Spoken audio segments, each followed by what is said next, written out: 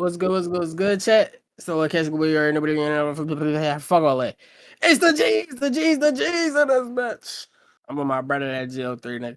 It's that Tusi nigga. Shout out 3 for having me on his channel too. Y'all know what's going on. Them GMG COBs, them GMG GSC niggas. Shout out to the DPGMG GSC Accord. Shout out to the nation. We here. Shout out to the nation, DPM, DP Nation Rising. Y'all don't even know about. Yeah, they don't know about them days. Hey, they don't know about them days. No chat. Hey, chat. Shout out to Notorious, folks. Real ass COB, man. One of the members. Fuck is you talking about? It's a real memo right here, man. Make sure y'all tapping in. Bro did a whole we dead ass did a reaction to Memphis rap sigil John. Bro told us he was doing this video. We said do that, John. We gonna react when you drop it. So we react right now, bro. So boy, we know we couldn't get this bitch to you on live, bro. I thought we seen the messages in the Discord, bro. Our bad, I ain't gonna lie, That's on us, cuz. But we here, bro. We ready to get into this bitch. We dedicated, motherfucker. We doing this shit at 3 in the morning. Let's get to it. Deep into the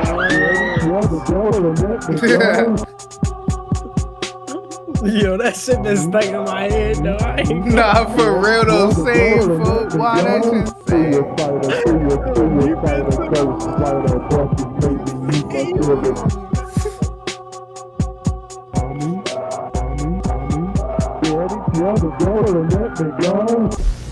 Is no stranger to The music industry is no stranger to conspiracy theories, whether it be Tupac's death, Michael Jackson's weird fetish for children, or Kurt Cobain's. Yo, this nigga make an audio essay, bro. I ain't gonna lie, you guys started making way more of these, gang. Nah, you're for real. This is tough. This is like one of our favorite content forms. Like, not even literally, we love reacting to video essays like this, bro. Yeah, like this is dead ass perfect. I'm not gonna lie. This is how I breathe. Whether it be Tupac's death, Michael Jackson's weird fetish for children, or Kurt Cobain's side, none of which even come close to being as captivating as the Memphis rap sigils. A rabbit hole many of y'all have probably never went down. A rabbit hole so dark that I have to mention that this is going to be talking about demonic sacrifice, child murder, and even more. So if you are sensitive to those topics, I highly recommend staying away from this video. Make sure I got from here on out hey, chat, that's a trigger warning. If y'all like If y'all need to take that time, watch our other videos. Watch other videos. There's other shit on YouTube. Get out of here, scram. It's okay. Don't put yourself in an uncomfortable bad situation. Yeah, bad. We'll be here. Don't exit your comfort zone at somebody else's pace, nigga. Do it at your own pace. You know. It's only going to get darker. It easy. Take it slow. Chat, I'm locked in. If you still here, we locked in. Trying to get a grip, but still I'm changing with a quick click. Mentally insane, having visions of a bloody bitch. Down with Magnolia trick, a nigga. So what even is the Memphis rap sigils? The Memphis rap sigils is a collection of tapes alleged to be cursed due to demonic sacrifice. There's a lot more that goes into it, and we're gonna get into it in just a second. But what are the tapes in specific that we are talking about? The songs we're talking about in specific is World of Psycho by Maniac, 10 Wanted Men, Dead or Alive, Psycho, The Return of Psycho, Children of the Corn, the single, N.O.D., N-Word of Destruction, Mr. Tiny Mane, 19 Tiny 5, HOH Living in a Casket, and although there's more that are like the Memphis. Y'all ain't getting me, nigga. Y'all ain't getting me, nigga. That was a good move, bro. I like that. I like that acrobatic stunt. That was a great parry. That nigga pulled a Heisman out. I ain't going bad P. That bitch looking like the MVP. LJ8, be our homework. LJ8. La Marvelous. Rap sigils. There's only 8 that are like confirmed, so we're not gonna rear off course and look at all of those. And we're gonna specifically talk about these tapes, more specifically what inspired them and what the ritual behind it is. Back in the mid-1990s, Memphis hip-hop started to stand out for its grimy horrorcore type of vibe that we have not seen in hip-hop at that time. Nigga got Children of the Corn, yo, he really bro. He's scary looking. Yo, he don't look real. Cause why do his hair like do that, bro? Why he got a house? Like he gotta. Why come down so low? Like I'm not tripping. Like why come he don't? He got like what's it called when you like your hair grow on your forehead a little bit, like. Baby hairs, bro. I'm scared. Please press resume on the video, bro. I don't want to look at this nigga face, bro. Mask is actually a perfect example of this, with its very unsettling tone, like you just walked in on something you weren't supposed to see. Nah, I got look around. For real, I gotta check my shit, bro. Like, Chad, if I get took on camera, at least it was all for the content. In your mind, I'm a creeper. Notorious, you trying to sacrifice us, my nigga. Y'all gotta go watch our Children of the Corn reaction. Y'all are missing out. No bad. No bullshit. Nah, all this music do sound grimy and shit though. It sounded like dark as hell. Yo, Trey, he might be trying to sacrifice us. We might have accidentally forgot one of his requests. He trying to get us out there. Yo, it's Chris. We out of there. I commit robbers like Billy the Kid. If you refuse, then you lose. They give me a reason to split your wig. But if he runs, damn, that's dumb. You really gon' have to give me some. Once in the leg, once in the head, twice in the chest, and twice in the arm. I bet that's dumb. But why exactly did they choose to make such grimy, borderline demonic sounding music? To understand that, we need to understand what was going on in the world around that time. Because between the 70s up until like 1999, there was widespread panic about satanic cults. And one case in particular seemed to impact the Memphis rap scene in general. That being the case of the West Memphis 3. Good evening, I'm Diane Davis. And I'm Tony Brooks. In a statement given to the police and obtained by a Memphis newspaper, 17-year-old Jesse Miss Kelly allegedly confesses to watching two other suspects choke, rape, and mutilate three West Memphis second graders. Second graders! And mutilate three West Memphis second graders. Nah. Bro, them kids is 7 years old, bro. Bro, what? I'm glad we're playing Minecraft after this. I need something to bleach my brain. 7 years old. Yes, bro, 7. They start school at 5. That's K. First grade 6, second grade 7. Yes, bro. Why would you even do that to a 7-year-old? Jenna Newton reports. In August of 1993, three 8-year-old boys that were only... Nah, hold on. What the fuck happened to niggas sacrificing goats and shit? And lambs and shit like that? Like, what the fuck is going on? When did we upgrade to sacrificing real human children, gang? I'd even take back the sacrificial virgins. At least they was grown. Yo. At least they got a little chance to live. These little ass kids. Look at these little ass kids, bruh. That nigga on the left favorite food is green crayon. That's fucked. I'm sorry, I repeated that little, but he dead. My bad. Like, but it's fucked up that he did that to that boy. It's fucked up. Like they didn't get no chance to live, bro, or grow up. Like, my fault. I'm sorry. Yo, no. My fault. Hey, red flag on the play. Red flag on the play. Yo, check. RIP to everybody involved. We're not trying to RIP. We not making light of that. Fun of these kids. We're just trying to lighten the situation. That's all it is. It's just the way we talk. We don't. There's no deep or sinister meanings behind it. Yeah, we just RIP and our condolences to all families and of course to these kids. What brother's saying essentially, in a way, so to put it more eloquently for y'all ears, them, so y'all can hear this shit in a more sensitive tone and manner. Them. These little niggas ain't had no motherfucking conscience, folk. They ain't had no mind. They ain't had no mind yet, son. They didn't, bro. They was kids. They didn't even get to live, folk. Them little niggas probably, the last memory they got was probably them sucking on their mother titty, bro. You know how young you gotta be to still remember that? No, for real, bro. Like, come on, bro. Nah.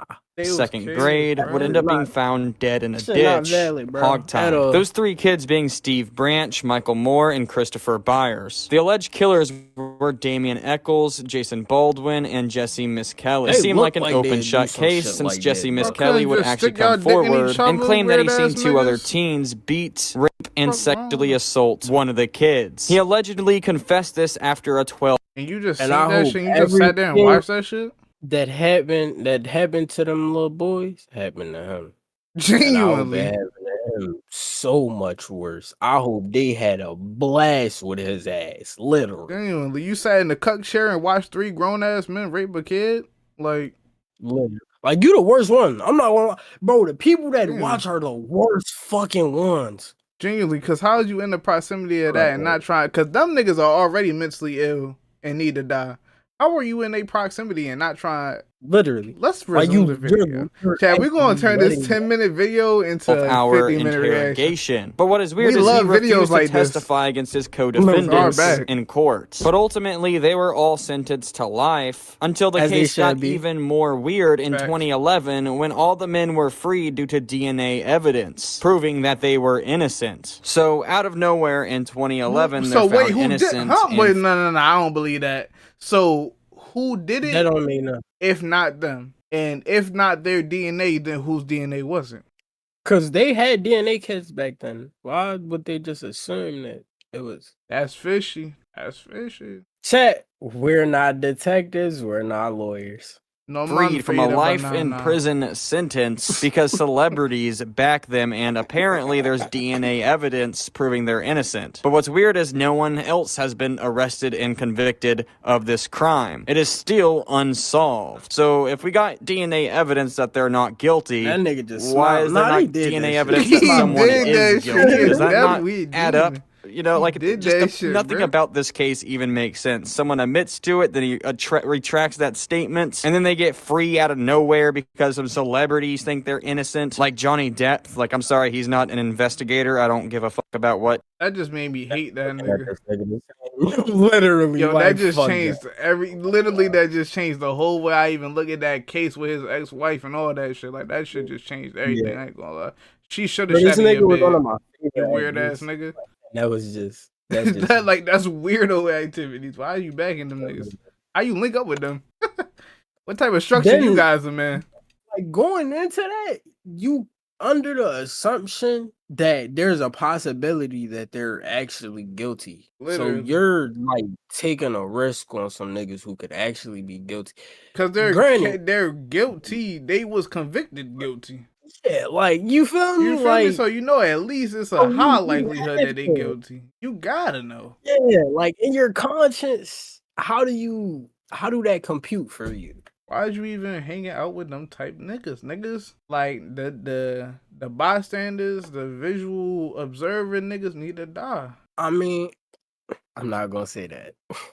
He says, this whole thing just does not make sense to me at all, but regardless, this is a case that inspired the Memphis rap scene. Yes, it took place in Arkansas, a completely different, unrelated area, but it was a very well-known case at the time, along with the satanic panic going on everywhere. There is no doubt it was part of the inspiration for this sound. Bro, this video is amazing, I ain't gonna lie. Shout out Notorious. Yeah, he actually cooked. I ain't gonna lie. For real. I did not know nothing about none of these movements that bro bringing up, and he shedding a lot of information and light on shit I had no idea about. No bullshit. Yeah, that's my first time ever hearing about that case. Like, God. At the time, along with the satanic panic going on everywhere, there is no doubt it was part of the inspiration for this sound. So it was just a whole era of demonic shit. Yeah, that's bad energy. Weird to think about. It is believed that the artist behind many of the Memphis rap sigils music actually was part of demonic sacrifices that manifests a certain energy that can go towards your music if you follow a certain amount of steps. Step 1, murder somebody. Step 2, Step 1, huh? That's like, whoa. What? No, we gonna run it back. It's like this picture, like, seeing your cousin, bro, like your little cousin with a nigga that you know be in the field, and like your little cousin used to really go to school. He was a dork, bro. All this shit. Yo, for Why real? the fuck you with this nigga, bro? Why are you outside with the sliders and demons? Yo, no, boy. Why is you out here with these type niggas? Like, damn, behind many of the Memphis rap sigils music actually was part of demonic sacrifices that manifest a certain energy that can go towards your music if you follow a certain amount of steps. Step 1, murder somebody. Step 2, record it. Step 3, chop the audio up and sample it. Step 4, return to the murder scene, possibly to absorb the energy. At least that's what I am led to believe. Step 5, rap with your buddies over the murder beat. Step 6, put it on a mixtape. Step 7, sigil created. Step 8, sell the mixtape. Step 9, people listen to it. Step 10, sigils charged. Step 11, question mark. Yes, I'm literally not even joking. We don't know step 11. Step 12, profit. So pretty much what I am getting at is that it is believed that these artists from the sigils like Tommy Wright III, Lil Ramsey, Children of the Corn. Was that Children of the Corn song we reacted to? Nigga, did you make us a part of this? Chat, did this nigga just set up the most elite backdoor play of all time? Yo, did we witness a lot before that? Is my soul in turmoil, nigga? Do I need to speak to Allah tonight? I'm praying tonight, and I'm not missing my fire prayer tomorrow. Yeah, I'm praying to the Most High Wallahi. I'm ready to pray to the Elohim, folk. I ain't gonna lie. I'm feeling terrified. What's going on, folk? Nigga, I ain't HOH, NOD, all of them are alleged to have sacrificed someone, used the audio in their music, and added it to a mixtape so they could prosper. So kind of like a snuff film in a music format. But some people take this theory to a whole nother level and assume that maybe 3-6 Mafia or Tommy Wright III actually killed the Memphis 3, also they could prosper. But keep in mind that is only a theory. There's also a lot of references to Four Corners, specifically by Tommy Wright III, a producer and rapper. Tommy Wright III actually killed the Memphis 3, also they could prosper, but keep in mind that is only a theory. There's also a lot of references to Four Corners. That's the case though. Where the fuck did the raping and assault come from? Yeah, that wasn't even part of the sigil. Like they just did that for the love of the game. Yeah, like did they just want to do that? Like that's just because if that's the case, I can't support this type of music, buddy. I ain't gonna lie. I'll be real with you. But you know, I gotta take it with a grain of salt because three motherfuckers did already get caught for it. So it's like how? But at the same time, I don't know. Gotta take everything with a grain of salt, bro. I'm not in the judicial system. Facts. Corners, specifically by Tommy Wright III, a producer and rapper, which he says is just a place where him and his boys go to hang out in the Whitehaven area of Memphis. But it is important to note that the reference started to pop up soon after the Memphis 3 case in the same year, 1993. Coincidence? Most likely. Another possible reason for the Four Corners reference is Crossroads, since apparently it has 4 corners or something like that, and it is also referenced in Ezekiel 7:2 that Kalfu and Murmur, I'm sorry if I butchered those, some demons actually travel through the crossroads and offer deals in exchange for worship. And some people claim that Juice and XXX actually were in contact with both of those demons, Murmur and Kalfu, or whatever the fuck. But this isn't gonna really make sense unless I explain what crossroads are. So crossroads are pretty much where 2 different worlds like demons and gods and stuff like that can intercept with our universe and can actually come in contact with us, and we can go and get in contact with them. So that's pretty much what crossroads are, a in-between world. It's kind of think of like the Upside Down and Stranger Things, sort of like that. Not exactly, but sort of. But that's pretty much. So Chet, these niggas was trying to take the Robert Johnson method, because that's what I'm here for. Much all that we know to the references of Four Corners and Crossroads in general, but unfortunately that's all we really know about the Memphis rap sigils. So with that being said, is the Memphis rap sigils real? Did Memphis rappers actually sacrifice people for financial gain? Memphis is a demonic ass city, so I believe it. The truth behind the Memphis rap sigils is very simple. The music they made directly reflected the life that they were living in the Memphis streets, as Memphis was one of the murder capitals in America at the time. They used more dark, grim lyrics to really show you how it felt to live in Memphis back in the 90s. So no, they were not sacrificing people, using the recordings in their tapes, and using them for demonic rituals. So the truth behind the Memphis rap sigils is that they used a lot of horror elements to express their traumas through their own music. This is exactly what Lil Ramsey did. On his tape Going Undercover, he made plenty of references to the street life and was very vocal about the culture in Memphis. Unfortunately, Lil Ramsey would pass away on September 5th, 2020 due to a car accident. This video at the time of recording is actually being made on September 5th, the day that he passed away. This is my little bit of a tribute to Lil Ramsey. Even though the backstory of the Memphis rap sigils isn't actually real, it conveys a huge audience and keeps them listening year around. If you haven't listened to the tapes yet, I highly suggest starting with Children of the Corn, the single, or Lil. I will not. I'm scared. I will not. Yeah, some of them joints do be sounding a little. I ain't gonna lie, I'm giving that video 10 buckets though. That shit was very informative. I'm giving that video a very big 10 buckets, bro. That was a great video, Notorious. No cap, bro. Well, keep posting, man. We need more content, man. We need some more audio, video, audio. This nigga's fucking stupid. I mean, technically, bro, you're not wrong. Bro. It did have audio in it. It was an essay. Fair enough. Bro, y'all see how bro just did that MWG? Check, subscribe to our Patreon. We gonna give y'all some lessons on how to run your MWG, young boy. No cap, bro. Tell you how to really work your lips. No bet. Y'all need prime lessons. You feel me? Y'all gonna get lessons from the G's. No bet. Really how to, you know what I'm saying, talk that P shit. No bet. But hey, chat, we gonna get the fuck up out of here, man. We ready. Peace out, chat.